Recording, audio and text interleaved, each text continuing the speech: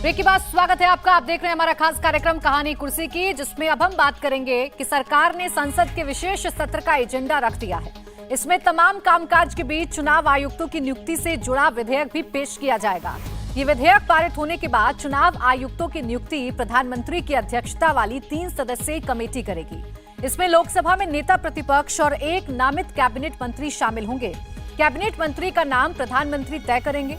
इस बिल पर राज्यसभा में 10 अगस्त 2023 को चर्चा हुई थी। कांग्रेस, आम आदमी पार्टी सहित अन्य विपक्षी दलों ने इसका विरोध करते हुए कहा था कि सरकार सुप्रीम कोर्ट के आदेश के खिलाफ बिल लाकर उसे कमजोर कर रही है।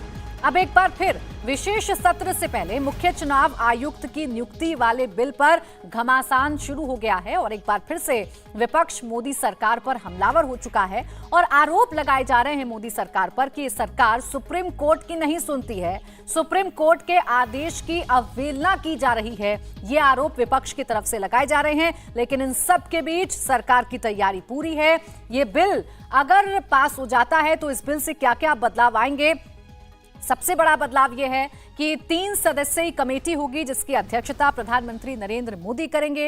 एक कैबिनेट मंत्री नामित होगा जिसका चयन प्रधानमंत्री नरेंद्र मोदी करेंगे। नेता विपक्ष भी इसमें शामिल होंगे और ये जो नाम सर्च कमेटी की तरफ से सुझाए जाएंगे उन नामों में से किसी एक नाम पर मुहर लगाएंगे।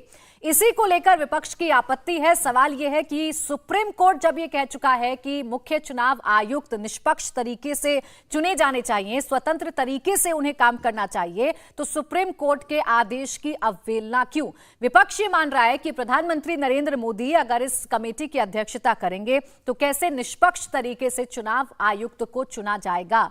ये क्यों ना माना जाए, जो विपक्ष कह रहा है कि ये क्यों ना माना जाए कि अपनी पसंद से चुनाव आयुक्त की नियुक्ति मोदी सरकार करेगी, जिसका लाभ आने वाले चुनावों में उठाया जाएगा।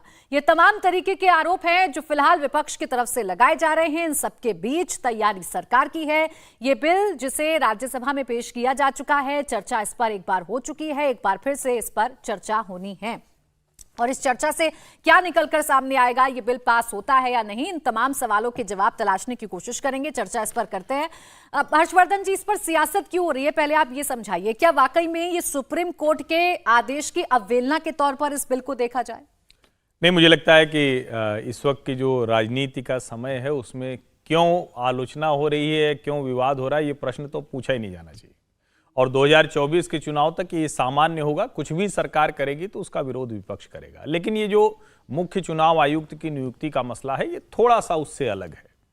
अब सरकार की तरफ से ये कहा जा रहा है कि भाई हमें सर्वोच्च न्यायालय ने आदेश में अपने कहा है कि आप कोई एक प्रोसीजर तय करिए, कमेटी कौन सी बनेगी, वो जब तक आप नहीं करेंगे तब तक ये वाला हमारा वाला मानिए।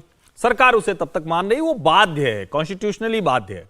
आपको अगर याद होगा, जब दिल्ली सरकार और केंद्र सरकार यानी एलजी और दिल्ली सरकार के बीच सेवा शर्तों को लेकर, सेवा नियमों को लेकर, अधिकारियों के स्थानांतरण को लेकर मसला फंसा था, तब भी यही कहा था सर्वोच्च न्यायालय ने कि आप तय कीजिए। सरकार ने तय किया, बिल लेकर आ गए, वो पास हो गया। अब सवाल यहां यह है कि इसमें क्यों इतना ऐतराज हो रहा है। विपक्ष ये कह रहा है कि भाई अगर चीफ जस्टिस भी नहीं होंगे तो ये कमेटी निष्पक्ष नहीं रह जाएगी। अब मैं इसके आगे का सवाल पूछता हूं। वो पहले वाला छोड़ दीजिए कि पहले तो सरकार एक सामान्य ऑर्डर से जैसे सेक्रेटरी बनाती है वैसे ही चुनाव आयुक्त बनाती थी। 90 तक तो यही होता रहा और उसके बाद भी सरकार का ही दखल रहता था। लेकिन अगर हम मान लें कि जो एक अलग वाला प्रोसीजर है, प्रक्रिया है, कौन सी, सीवीसी, सीबीआई और ईडी डायरेक्टर, तो क्या आज ईडी डायरेक्टर के ऊपर, जिसमें प्रतिपक्ष नेता भी हैं, सीजीआई भी हैं, क्या आरोप नहीं लगता है कि वो सरकार की कठपुतली हो गई? क्या उसे विपक्ष कहता है कि नहीं ये निष्पक्ष हैं? क्या वो कह रहा है कि नहीं नहीं सीबीआई तो देखिए एकदम अच्छा काम कर रही? मुझे लगता है राजनीति में ये सब चलता रहेगा, लेकिन ना तो उनके पास कोई ऐसा कोई उस तरह का जुडिशियल पावर होता है, हम जिसको कहें, तो वो पूरी तरह से एडमिनिस्ट्रेटिव एग्जीक्यूटिव बॉडी है। उसका काम क्या है? उसका काम है हर राज्य में चुनाव कराना। चुनाव के वक्त उसके पास कुछ विशेष अधिकार होते हैं जिसमें वो डीएम एसपी का ट्रांसफर कर सकती है, तारीखें तय कर सकती है और अगर कोई किसी तरह की चुनाव आचार संहिता का उल्लंघन करता है तो उस पर कोई कार्रवाई कर दे। लेकिन क्या आपको याद है आज तक के इतिहास में कि किसी की चुनाव आचार संहिता का उल्लंघन करने की वजह से सांसदी चली गई हो? एक भी नहीं गई है।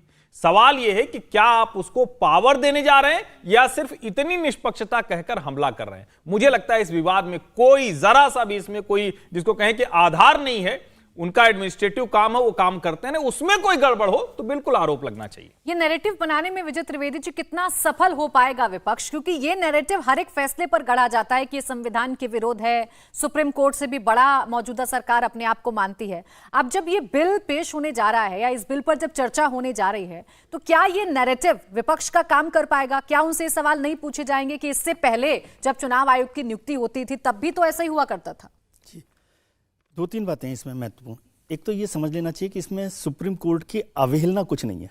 सुप्रीम कोर्ट ने जो आदेश दिया, वो आदेश में कहा गया साफ साफ कि जो हमने आदेश दिया, जो कमेटी बनाई है, वो कमेटी जब तक सरकार कोई बिल लाके कोई कानून नहीं बना देती तब तक के लिए लागू है। अब सरकार का काम है कि वो बिल लेकर आए, कानून बनाए। बिल जब आए उस पर आप चर्चा कर सकते हैं कि क्या सहमति होती है, क्या नहीं होती है। तो ये अवहेलना नहीं है, पहली बात तो ये समझ लेना चाहिए। इसका नैरेटिव ये कतई नहीं है कि सुप्रीम कोर्ट का अवहेलना की जा रही है। सुप्रीम कोर्ट ने खुद ने कहा कि भाई आप कानून बनाइए, अब आप कानून बना रहे हैं। अब ये कानून हमें ठीक लगता है कि नहीं लगता, ये दूसरा मुद्दा है। उसमें बात आई कि जो सीजेआई है उनको लेना चाहिए कि नहीं लेना चाहिए। तो क्या सरकारों में जो इसमें जो परेशानी क्या हुई है, सीजीआई की बजाय परेशानी ये हुई है कि उसमें प्राइम मिनिस्टर और एक कैबिनेट मिनिस्टर को नॉमिनेट कर दिया है। तो इसका मतलब कि सरकार की तरफ से ही राय प्रभावी होगी, विपक्ष का जो नेता है उनकी तरफ से नहीं होगा। 3 लोग हुए, उसमें से 2 लोग सरकार के। और ये मोदी सरकार की बात नहीं, ये तो हमेशा ही होगा ना। या तो अब ये मान लिया विपक्ष ने कि अब कभी उनकी सरकार नहीं आएगी, तो फिर तो हमेशा ये होगा।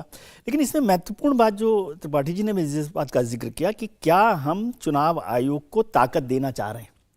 अभी जो चुनाव आयोग है वो एब्सोल्युटली एडमिनिस्ट्रेटिव पावर बॉडी है, वो कॉन्स्टिट्यूशनल बॉडी भले ही है, लेकिन उसके पास कोई पावर्स नहीं है, कोई पावर्स नहीं है। तो क्या उसको हम ताकतवर बनाना चाहते हैं? इस पर बिल पर काम करना चाहिए। दूसरी बात, चुनाव सुधार की इतनी सारी सिफारिशें चुनाव आयोग ने दे रखी हैं इलेक्टोरल रिफॉर्म्स पे। इस सरकार ने, उससे पिछली सरकार ने 2004 में लास्ट इलेक्टोरल रिफॉर्म्स पर बड़े काम हुआ था। उसके बाद से आज तक 20 साल करीब करीब हो जाएंगे, उसमें इलेक्टोरल रिफॉर्म्स पर कोई काम नहीं किया गया। तो इसका मतलब सरकारें चुनाव सुधार पर कोई गंभीर नहीं है। एक बड़ा फैसला सरकार ने किया पिछली बार इलेक्टोरल रिफॉर्म्स में, वो था इलेक्टोरल बॉन्ड का। इलेक्टोरल बॉन्ड जो है वो सबसे खराब फैसला था, मैं निजी तौर पर मानता हूँ, लेकिन मेरी बात का कोई मतलब नहीं है क्योंकि मैं कोई एक्सपर्ट नहीं हूँ। सुप्रीम कोर्ट ने भी यही कहा, चुनाव आयोग ने भी यही कहा, उसके बाद भी इलेक्टोरल बॉन्ड लेकर आए। वो इलेक्शन में पैसे का घोटाले का सबसे बड़ा कारण है। क्या सरकार इसको बदलना चाहती है? क्या जो आज भी एक मैं खबर देख रहा था कि हमारे 25% एमपीज और एमएलए तो 28% है जिन पर क्रिमिनल रिकॉर्ड है, क्या उनको पूरी तरह से बैन किया जा सकता है? क्या उस चुनाव सुधार में मसल पावर और मनी पावर को रोकने पर सरकार कुछ काम कर सकती है? ये सारी बहस होनी चाहिए। दूसरी बात, अगर सरकार इसी बिल को लाना चाहती है तो इस बिल को मैं विशेष सत्र के लायक बिल नहीं समझता कि आज ऐसी जरूरत है कि इस बिल को लाया जाए, क्योंकि केवल अब 2024 से पहले क्या होने वाला है, अब पूरे इलेक्शन कमीशन को समझिए। 2024 से पहले फरवरी 2024 में एक इलेक्शन कमिश्नर रिटायर होने, अनूप चंद्रा, उसको लेकर आना है। तो वो सरकार उनसे भी ला सकती है। सरकार के सीजीआई के होने में भी क्या प्रॉब्लम है? दूसरा जो इसमें एक बड़ा माइन्यूट बदलाव सरकार ने समझदारी से किया है, वो यह कहा गया कि एक कमेटी बनाएगी, वो कमेटी इनको रिपोर्ट देगी, नाम देगी, 3 नाम सुझाएगी, उसमें से नाम लेंगे। यहाँ तक तो ठीक है। उसका एक क्लॉज और क्या है बिल में, वो क्लॉज है इंटरेस्टिंग। उसमें कहा कि नहीं, यदि ये जो नाम दिए गए हैं ये नाम नहीं पसंद हो सरकार को, कमेटी को, तो वो दूसरे भी नाम ला सकती है। तो फिर मतलब ही क्या हुआ? आपको मेरी शक्ल पसंद नहीं है, हम इन तीनों में से एक को बनाना है, लेकिन ये तीनों पसंद नहीं है इसलिए मैं चौथे को बना लूंगा। तो फिर तो वो क्लॉज का ही मतलब नहीं है।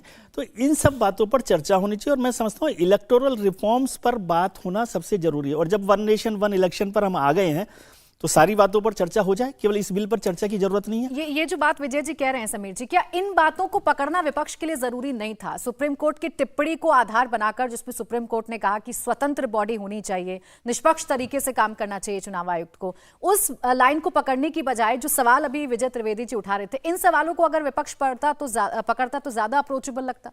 बिल्कुल, मुझे लग रहा है कि विपक्ष इसे समझने में चूक कर गया और विपक्ष हमेशा ही इस तरह की मतलब व्यवहार करता है। आप देखिए 3 मार्च 2023 को सुप्रीम कोर्ट ने क्या कहा था। सुप्रीम कोर्ट ने कहा था कि मुख्य चुनाव आयुक्त और चुनाव आयुक्त जो नियुक्ति सरकार करती है उसके लिए एक सिस्टम बनाइए। अभी तक कोई सिस्टम नहीं बना हुआ है और जब तक सरकार ये सिस्टम नहीं बनाएगी तब तक उसके अंदर सीजीआई रहेंगे, विपक्ष का नेता रहेगा और प्रधानमंत्री उसके इसमें रहेंगे। अब देखिए जब से चुनाव आयोग का गठन हुआ उसके बाद से लगातार सरकार नियुक्ति करती रही है। अब TN शेषन की जब नियुक्ति हुई थी उस समय चंद्रशेखर देश के प्रधानमंत्री थे। राजीव गांधी के समर्थन में चंद्रशेखर की सरकार चल रही थी। राजीव गांधी ने चंद्रशेखर को प्रस्ताव भेजा कि TN शेषन को आप चुनाव योजना आयोग से हटा के मुख्य चुनाव आयुक्त बनाइए। चूंकि सरकार राजीव गांधी के समर्थन में चल रही थी तो चंद्रशेखर को मजबूरी में TN शेषन को मुख्य चुनाव आयुक्त बनाना पड़ा।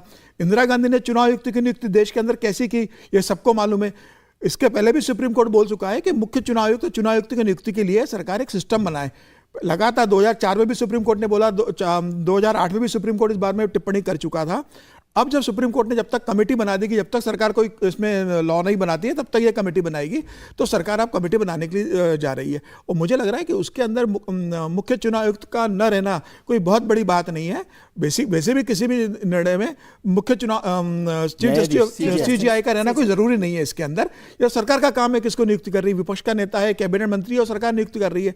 चुनाव आयोग अभी तक निष्पक्ष तरीके से काम करता आया है और आगे भी निष्पक्ष तरीके से काम करेगा। मुझे लग रहा है विपक्ष को इस पर बहुत ज्यादा ध्यान देने की जरूरत नहीं, क्योंकि विपक्ष का तो काम लगाना, आरोप लगाना है। सरकार अगर चुनाव जीत जाती है तो कह देती है कि ईवीएम में गड़बड़ी थी, ईवीएम के कारण सरकार जीत गई है।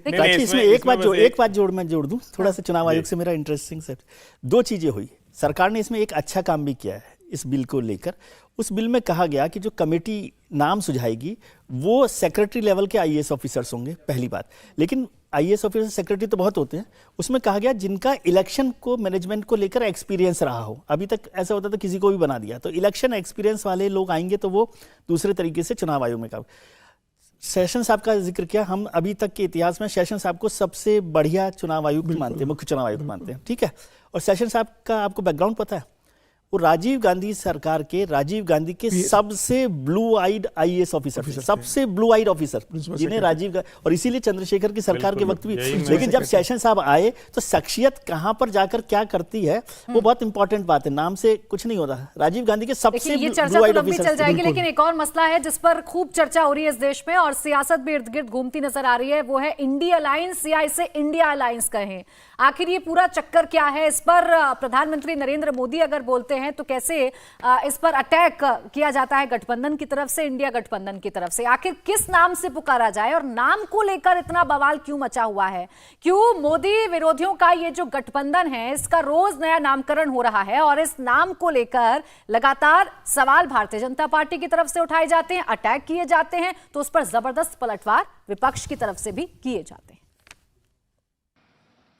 ये इंडी अलायंस की नीति है, एक गठबंडिया गठबंधन की नीति है, भारत की संस्कृति पर हमला करने की। इंडी अलायंस का निर्णय है भारतीयों की आस्था पर हमला करो। इंडी अलायंस गठबंडिया गठबंधन की नीयत है भारत को जिस विचारों ने, जिस संस्कारों ने, जिस परंपराओं ने हजारों वर्ष से जोड़ा है उसे तबाह कर दो। प्रधानमंत्री नरेंद्र मोदी जो बात कह रहे हैं हर्षवर्धन जी, मैं सबसे पहले आप ही बताइए आपकी राय में, इसे इंडिया अलायंस कहें, इसे इंडिया अलायंस कहें, क्या नाम दें विपक्षी गठबंधन को या विपक्षी एकता को? देखिए, इसको कहने को तो इंडिया अलायंस भी कह सकते हैं और इंडिया अलायंस भी कह सकते हैं, लेकिन अगर इसको ठीक से देखेंगे तो नाम तो इंडिया अलायंस ही होगा। लेकिन चूंकि हम शॉर्ट फॉर्म में कहने की आदत होती है और जिसको कहते हैं ना कि जो नाम चुना गया उसके पीछे की नीयत क्या थी, जब आप देश के साथ कोई नाम जोड़ते हैं तो फिर वो मुश्किल हो जाती है। अब इंडिया नाम तो किसी अलायंस का हो नहीं सकता है, किसी कीमत पर नहीं हो सकता है। और जब आप अलायंस कहते हैं तो अलायंस हटेगा तो सिर्फ इंडी ही बचेगा। तो अगर हम उसको तार्किक तौर पर देखें तो इंडिया अलायंस ही हुआ, लेकिन शॉर्ट फॉर्म जब बात करेंगे तब तो इंडिया उसको कहेंगे। अब उसमें डॉट लगाकर कहें, डॉट हटाकर कहें, देश का नाम है तो कैसे कह दें, क्योंकि वो तो कभी टूटते हैं कभी बिखरते हैं। और भला कौन सा भारतवासी होगा, कौन सा राष्ट्रभक्त होगा जो रोज देश को टूटते बिखरते देखना चाहेगा। इसलिए इंडिया तो नहीं हो सकता है, इसीलिए शायद ये विवाद ज्यादा बढ़ता है। इंडिया टीवी हर वक्त हर जगह डाउनलोड करने के लिए सर्च करें India TV news Google play store या ऐप स्टोर पर।